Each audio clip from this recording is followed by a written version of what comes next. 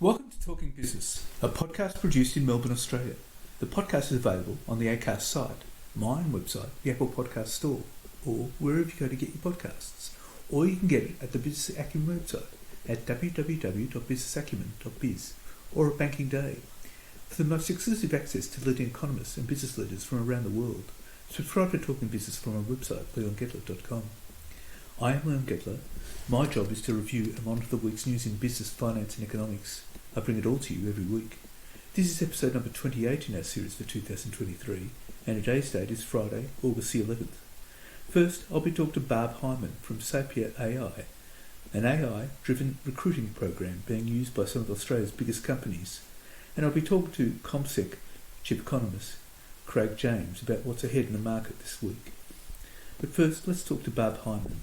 Barb, tell us how AI can be used for recruitment. Well, so the way that we do it, Leon, is we have built something that's pretty exciting, which is the ability to understand people through language. It is a genuine innovation, quite unusual for a startup in Australia, let alone a startup of this size, to actually create something that's globally unique. And it's something that IBM Watson tried to do for decades and couldn't. And the reason why we've done it is we have this incredible data, which is text data that we've built some science around. And we're using AI in the form of natural language processing. So think Google.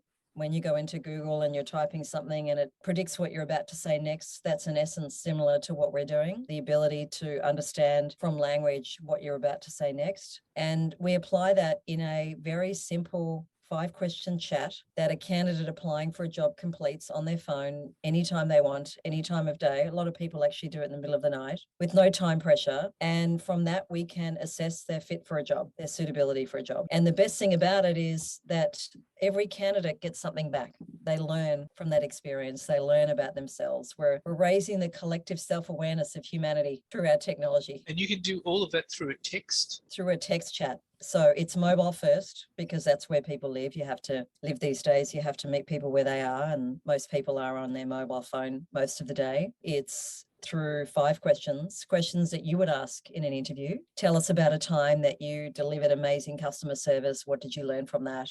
Tell us about a setback in your life. How did you pick yourself up and move forward from that? It's a structured interview, which is regarded as probably the high watermark of fairness and calibration. And we've built an experience around that. And that simplicity and that ease is what candidates love about it. And these are obviously great predictors of success because you use natural language programming. Is that right? Yeah. So what we do is that we work with a customer and they tell us what defines success for them. Most businesses know, and we know through our data, that there's a certain profile of success, a DNA, if you like, for someone working in customer service. And that's different to someone working in sales. And what we're able to do through our algorithms and our innovation is extract from your 200 to 300 words, that DNA. We can tell whether or not you're someone, Leon, who's a high critical thinker or a low critical thinker, someone who's high on humility or low. And that's what we're matching to, is that profile that we've determined with you that you're looking for that role. And we can discover that with accuracy of 85% plus and without any bias. We don't use any CV data, no social media data. There's no information about you. You could be 50 or 10, doesn't make a difference to the machine. What about the old-fashioned resume? Does that play a role at all? No, this is a replacement for the CV in many different ways. And we would argue that the CV is a pretty outdated data point, if you like, about someone. It doesn't really reveal who you are.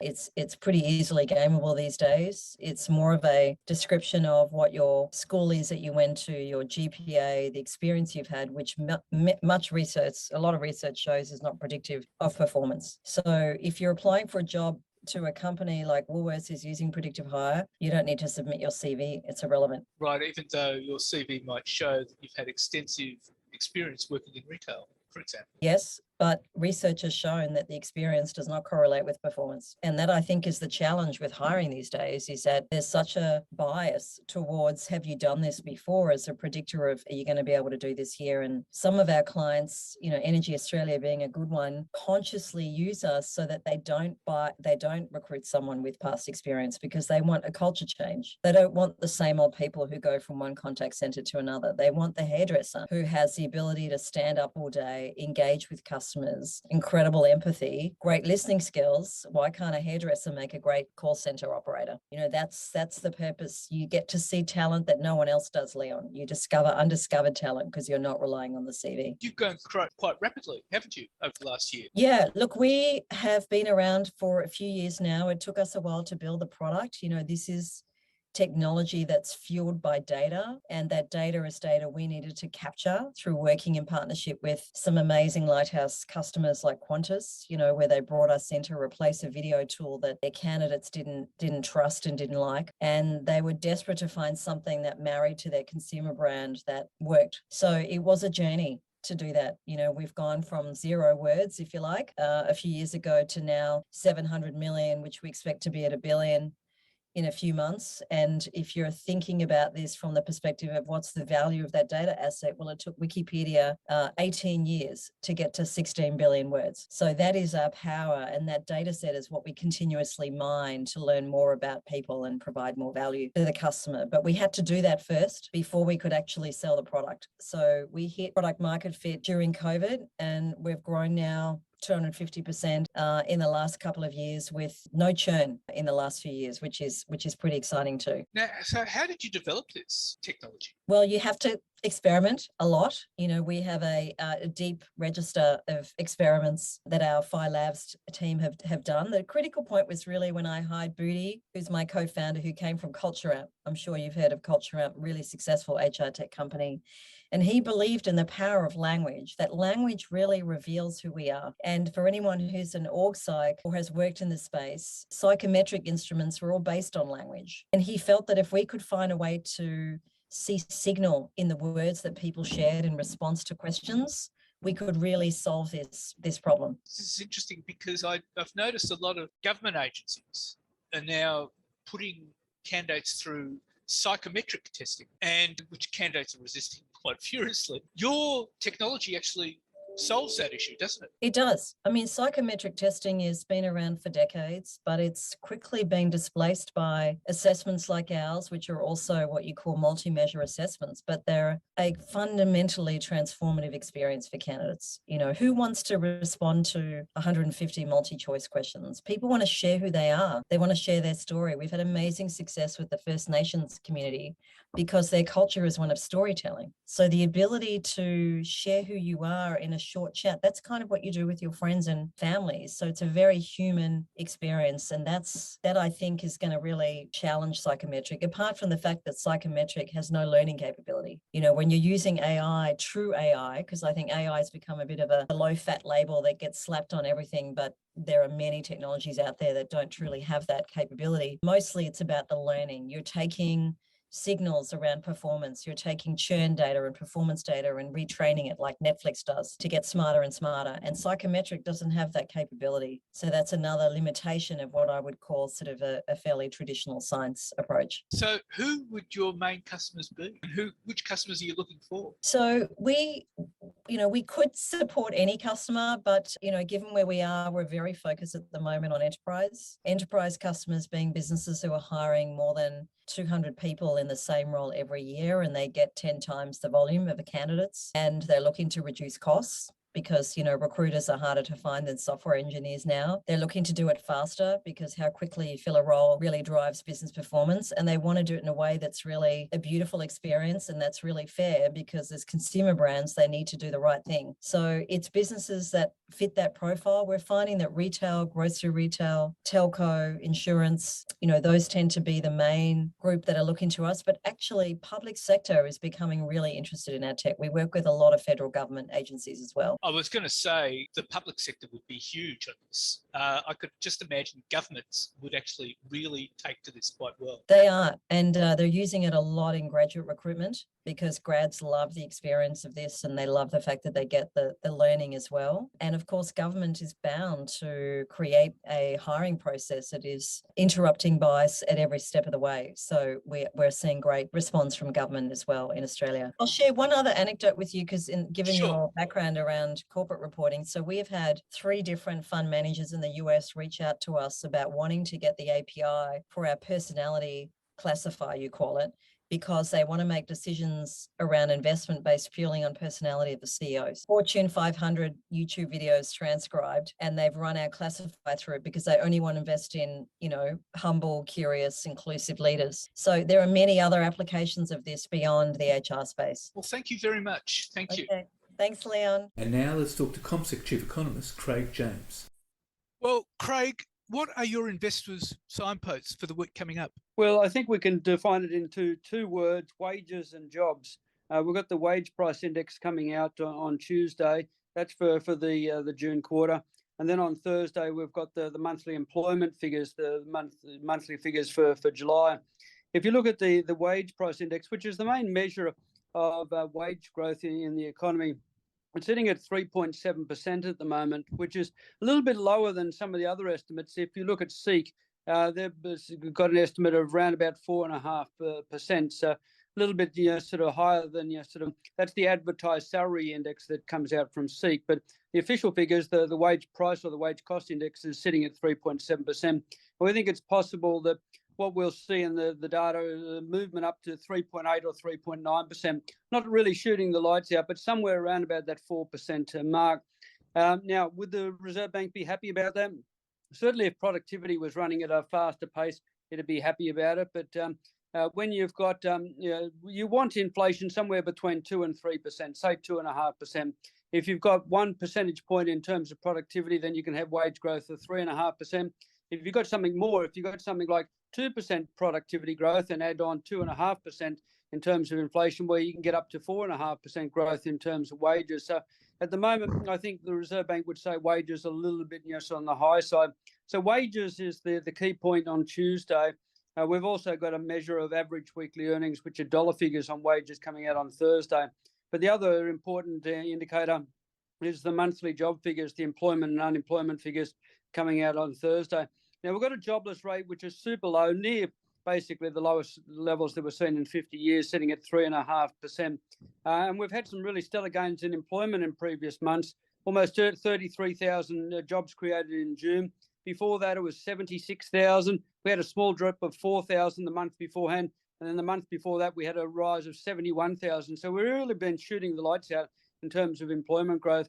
And we think we're going to see a little bit more of a slower growth in terms of jobs, something in the region of 25 to 30,000. That's the sort of figure that we need to keep the unemployment rate from rising. So the unemployment rate may edge up to 3.6%, but nothing really sort of dreadful in terms of the job market as yet. Note that the Reserve Bank expects that unemployment is going to soften over time with a softer economy, and that unemployment rate will rise to somewhere around about 4.5%. But if you look at sort of the job market, still remains super strong. Wage growth is a little bit on the high side, but not dramatically so. So there's a lot of hand wringing about our economy, but I think our economy is muddling along quite fine. You don't see any great spike in unemployment for some time? Well, not according to the latest business surveys. Businesses are still passing on to some extent some of the cost increases, and a lot of the cost increases 12 months ago, 18 months ago, were one-off measures. And we're seeing a bit of a slowdown in terms of inflation, the latest reading down from 7% to 6%. The Reserve Bank believes that we are on track to, in basically a year's time, a bit over a year's time, see that inflation rate back round about 3%, to the top end of the target band. So I don't think if we see modest easing of the economy, modest slowdown of the economy, modest rise in terms of unemployment, it won't be anything too dramatic. And well, I suppose we can only go on the business surveys, and businesses are telling us, they're still saying that it's hard to find the workers that are needed, that the business conditions remain relatively good. It's just confidence levels, business confidence, consumer confidence aren't overly great at present. So what does that mean for the RBA? Well, for the Reserve Bank, I think they're basically on hold now for interest rates until 2024. There had been a lot of speculation ahead of the last board meeting about where the interest rates are likely to go. Some suggesting as high as 4.6%, but a lot of the economists around town now are saying probably has peaked the cash rate at 4.1%, could get up to 4.35%. and that's where the risk lies. The risk still lies in terms of higher interest rates rather than lower interest rates, for the simple fact that inflation is above the target band. But the Reserve Bank, I think they would look at those sorts of figures and say it's pretty much line with what we're expecting. And they, of course, they set policy on their expectations, and if the figures are meeting their expectations, then there's no need for the Reserve Bank to do anything further. So the next movement won't be until next year, and that probably won't see interest rates going up and going down. Would that be right? Well, yeah, I think that is right. But the Reserve Bank has basically said there's a number of indicators that they look at. They're looking at the job market and seeing how the job market's faring. Of course, they're looking at inflation. They're looking at consumer spending. And of course, there's a lot of uncertainty about consumer spending. Some consumers are in great shape at the moment. They've squirreled a lot of money away in the COVID period. They haven't spent a lot of that. A lot of people got their home loans down to lower levels. So they're able to meet their commitments quite nicely. Others are facing more difficulty because, particularly because they've got to roll over their fixed rate, sort of home loans. But the other thing that the Reserve Bank is going to be looking at is the global economy. And next week we do have, or in the coming week, we have figures on retail sales in the United States on Tuesday. We've got industrial production on the Wednesday. And we've got the last minutes of the last Federal Reserve meeting happening on Wednesday as well. So some key things, key activity readings to focus on. We've also got some data out of China to watch out for in terms of what's happening in terms of the Chinese economy. So focus is very much on China and the United States about what's going in China. The July, what we call the data dump, occurs on Tuesday, and everything bar the kitchen sink is recorded, retail spending and production, and the like. Of course, the other thing that the Reserve Bank can look closely at is what businesses are saying about what they're doing at the moment. And it's the profit reporting season. We've got a lot of companies reporting their earnings over the coming week. I think the Reserve Bank analysts are going to be scouring those profit announcements very, very closely just to see what price pressures are there, what pressures there are in terms of profits, how tight the job market is, all those sorts of things. And we can get that. These are people, this is the businesses at the coalface rather than statistics from the Bureau of Statistics. These are actual businesses out there competing against other businesses and facing difficulties in terms of the economy. And of course, that's what the Reserve Bank is going to look closely over the next couple of weeks as well with the profit reporting season. Well, I mean, the profit reporting season's just started this week. I mean, what's your assessment of it so far?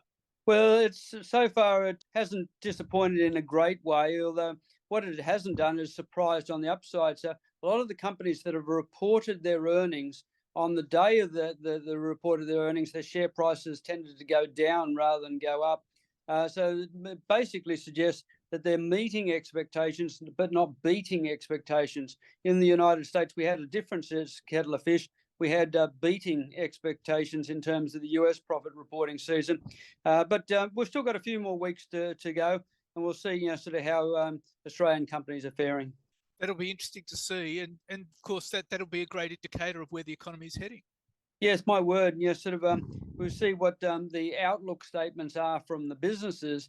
That gives us a sense of where they think they're going and where the economy is going as well. I mean, the economy seems to be travelling okay. Some weeks ago, Comback was predicting a 50% chance for recession, as was AMP. What do you think now? No, I think that was an uppercase expectation. The central case was something around about 30%. I think it's probably lower than that now, probably 10 to 20%. Same in the United States. A lot of things have happened and things have settled down, a lot. And even in the United States, there's not this fear of recession. So I think that has eased basically because the job markets have held up quite nicely. And if only we can get that inflation rate down, people spending less, supply and demand moving into balance, people retain their jobs. That means the economy continues to go forward just at a slower pace with fewer inflationary pressures. So I think the economy is muddling along quite fine. We've got to remember that we've got a budget surplus of around about $20 billion. We've got a trade surplus as well. We've got super low level of unemployment. We've got inflation coming down. Consumers continue to spend. Businesses are continuing to invest. So it's certainly not a dour picture in terms of our economy. Indeed, and the RBA is talking about inflation getting down to about, what, 3% around about 2025? Is that realistic? Or We believe so, providing the economy does continue to slow. If there's less in terms of demand, there's less potential for the businesses to hike up their prices. If cost increases are restrained as well, again, less reason for businesses to hike their prices. And then you get some CPI variables, something like 0.6, 0.7% per month, instead of up around about 1 or 1.5% per month. And you'll see that that inflation rate falling to around about that 3% level. right, okay. Well, Craig, thank you very much for your time. Not a problem at all. Thank you. Thank you. So what's happening in the news? Well, the tax office first raised its concerns related to the conduct of PwC's tax division with Luke Sayers on August 29th, 2019, when Second Commissioner Jeremy Hershon urged the firm's then CEO to personally review the internal emails.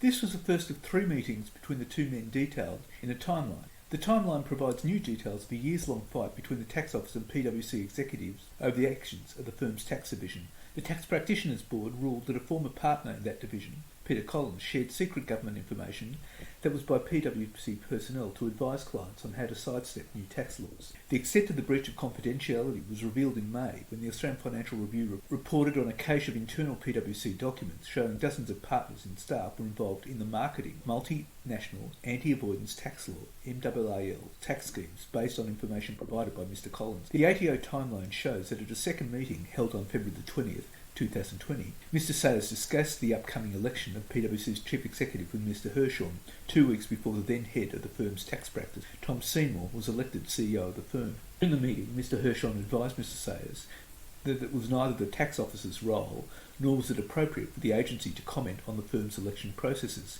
The timeline also states that Mr Hershon told Mr Sayers that the PwC board should ensure that it is fully abreast of the range of concerns the ATO has had with PwC's tax group's behaviour. A source at PwC at the time said that the first meeting between Mr Sayers and Mr Hershon was to help resolve the tension between PwC and the tax office relating to issues such as the firm's LPP claims and its aggressive tax structures. The source said that the second meeting involved Mr Sayers informing the tax office that Mr Seymour was likely to be the CEO.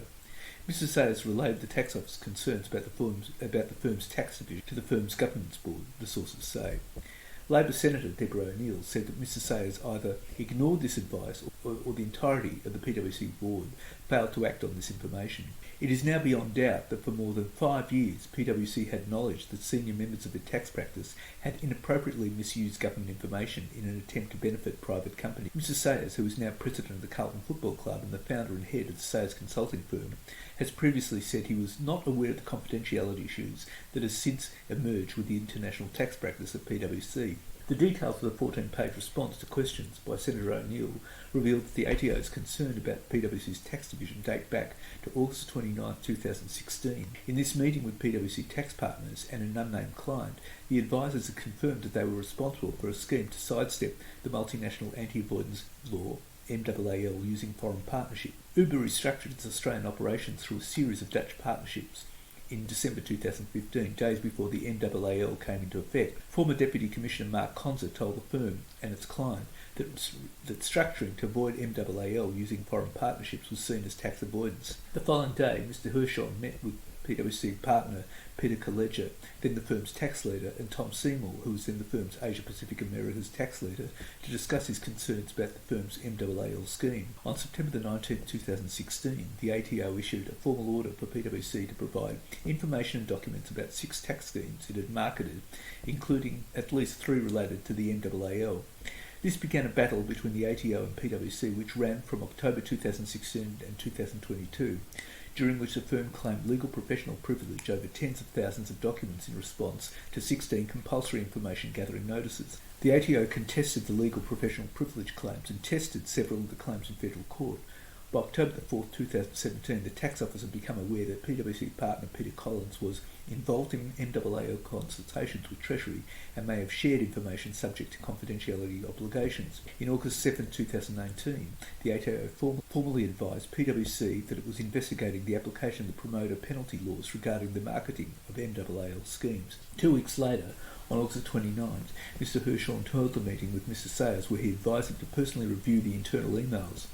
In September 12, 2019, Mr Hirschhorn gave a scathing speech to PwC tax partners where he warned them that the Big Four firms harboured a small number of arrogant partners who disrupted the tax system with overly risky advice. The following day, Mr Seymour told the Financial Review that community expectations had changed about what was acceptable tax advice. He also said the firm would rein in the aggressiveness of its advisors. On June 5, 2020, the ATO formally advised PwC that it had concluded its promoter penalty laws review and would not take further action against the firm. Notwithstanding the conclusion of the review, the ATO raised several concerns with the firm, the timeline states. On July 2nd, the ATO formally referred Mr Collins for investigation by the Tax Practitioners Board. More than 2 years later, November 21, 2022, the ATO told PwC it would apply a penalty against the firm for false LPP claims. The ATO settled the penalty confidentiality on March 20, 2023, but did not inform the TPB or the Senate about this until June 5, 2023. From March 14 of this year, senior tax officers, including Mr Hirschhorn, repeatedly pressed the TPB to withhold a cache of PwC emails requested by Senator O'Neill. The settlement did not contain an undertaking or agreement to withhold information from the TPB or other agencies, the ATO statement said, nor did it include an undertaking or agreement to influence disclosures by the TPB to the Senate. The KPMG overbilled and incorrectly charged defence for hours that were never worked, reportedly wasting significant public funds on contracts that were extended with little or no scrutiny. The accusations aired in an episode of ABC's Four Corners on Sunday night alleged KPMG sought to overcharge defence by $1 million on a single proposal, charged for work never completed, and once billed for a consultant who wasn't on the project.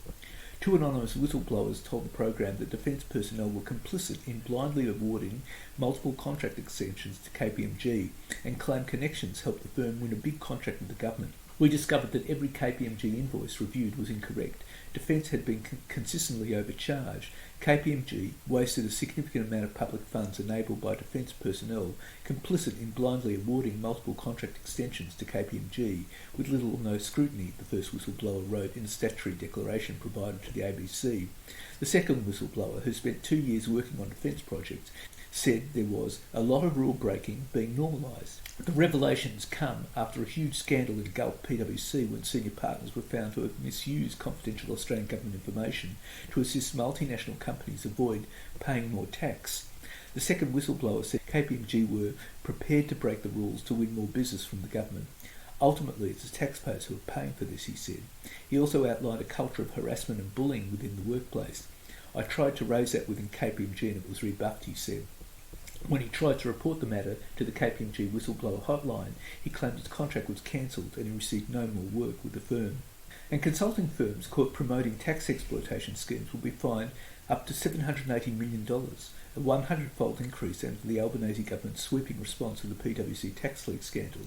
A 2-year Treasury review of the regulation of all professional firms, the removal of secrecy laws hampering the tax office, and more power for regulators are also part of the changes designed to fix a system deemed not fit for purpose. The Big Four firms on Sunday all welcomed the potential reforms, which Treasurer Jim Chalmers, Finance Minister Katie Gallagher, Attorney General Mark Dreyfus and Assistant Treasurer Stephen Jones said amounted to the biggest crackdown on misconduct by tax advisors in Australian history. The PwC scandal exposed severe shortcomings in our regulatory frameworks, the Minister said in a statement. By increasing penalties, giving regulators stronger teeth to investigate and prosecute perpetrators, and boosting transparency, collaboration and coordination within government, we're acting to restore public confidence and help prevent this from happening again. It marks the most substantive reaction to the PwC leaks, which have also triggered a criminal investigation by the Federal Police, 2 federal and 1 state parliamentary inquiries, and caused federal departments to terminate contracts with the Big Four firms. Tax promoter penalties for firms and individuals who market tax avoidance schemes have only been applied 6 times since they were introduced 2 decades ago, in part because of the high bar set in the legislation. The government has also flagged that the overlapping and largely ineffective regulation of Deloitte, EY, KPMG and PwC could be coming to an end. Treasury will examine the governance obligations of these firms in areas such as transparency, executive responsibility, management of conflicts of interest and dealing with misconduct. And the former Supreme Court judge who oversaw the inquiry into the rape trial of former Liberal staffer Bruce Lehrmann may be referred to the ACT Integrity Commission and could face criminal charges over his dealings with the media.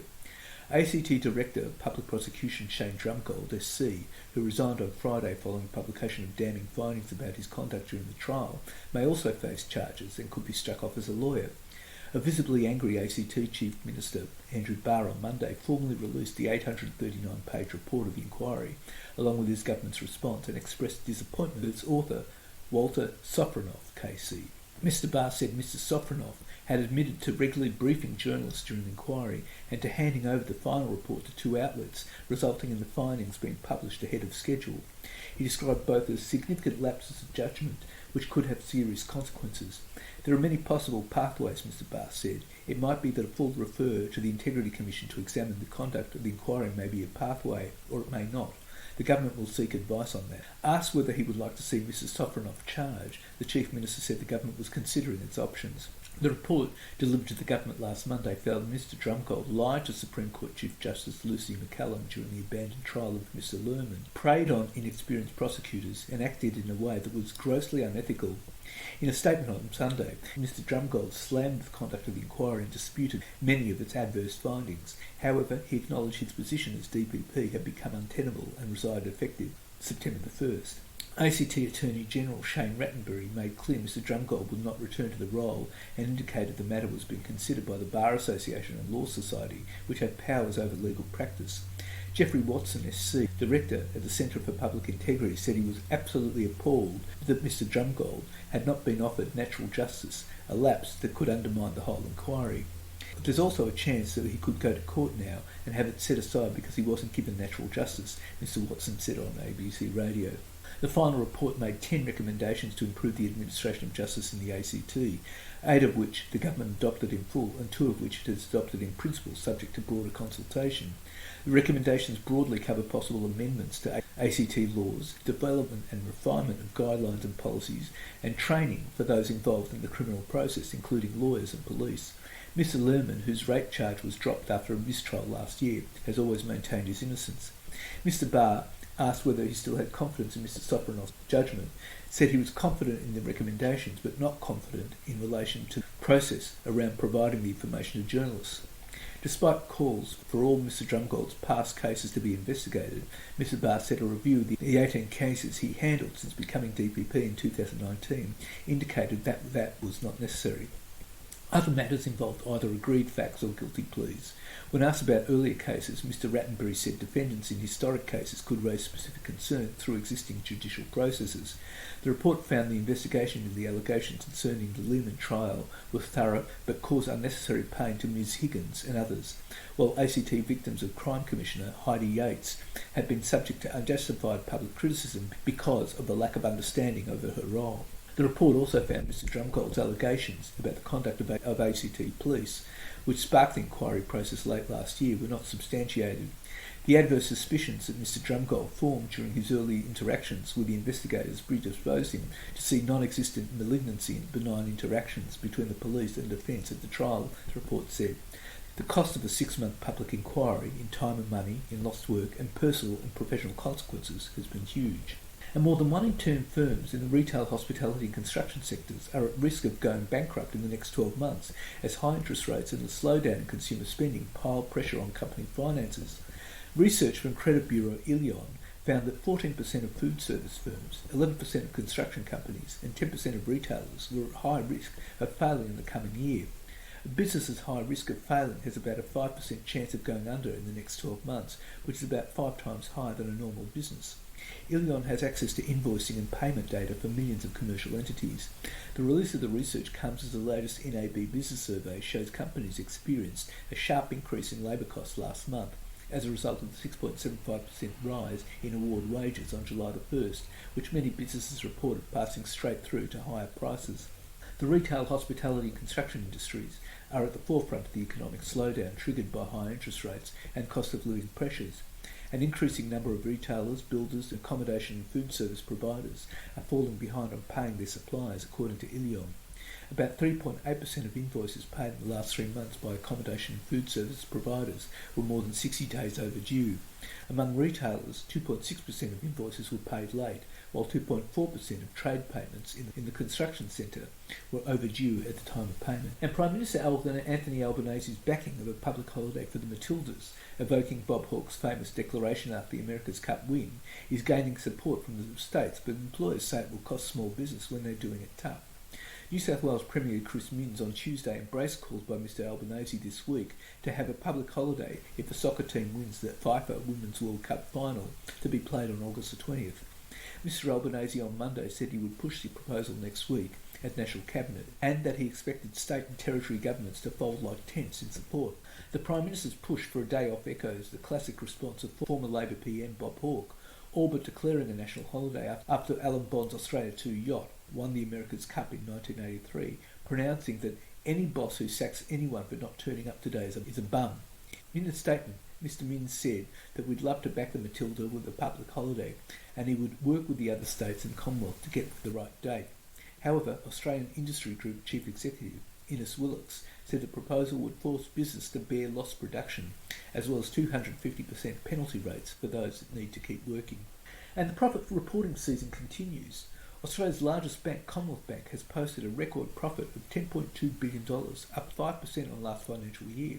Suncorp has posted $1.148 billion in group net profit after tax in its 2023 full-year financial report. That compares to $681 million in the previous full year 2022. Dex's Convenience Retail, REIT, reported a statutory net loss after tax of $8.4 million for the year ended June 30 due to $41.3 million of asset devaluations. Dex's Industrial REIT generated $300,000 in statutory net profit after tax in the 2023 financial year, brought down by $56.3 million of net fair value losses on its investment properties.